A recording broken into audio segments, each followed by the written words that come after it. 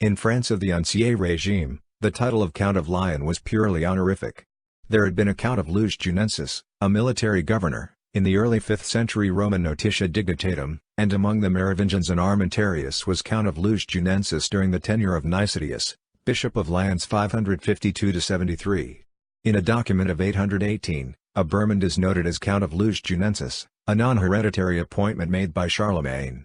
But the title as inheritable was attached to the Count of Forres in a document of ca 1097, confirming the founding of a hospital at Montbrison, and it fell from use with Count Guy IV in the early 13th century.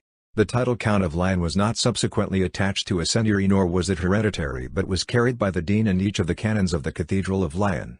The Cathedral chapter of Lyons was among the most eminent of France and claimed to have been founded by Jean, King of Burgundy, who filled it with lords of the noblest houses.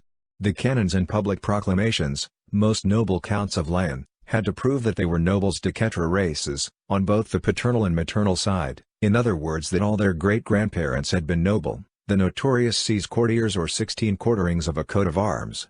The canons enjoyed some extraordinary privileges. They officiated at Mass with the mitre of a bishop on their heads, whether priest or deacon or subdeacon.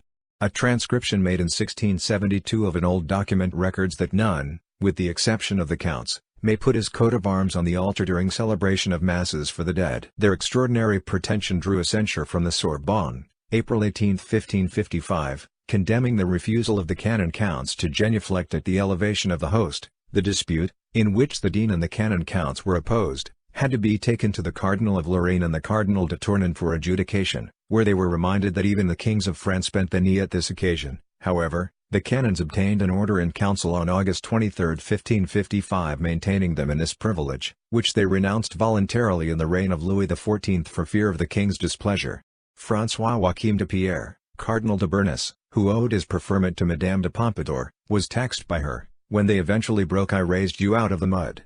The cardinal, who had arrived in Paris very young, with only 1,500 livres in income, but agreeable in face and manners, and a Count of Lyons, replied justly, un comte de Lyons ne peut pas être tiré de la boue. A Count of Lyons cannot be raised from the mud.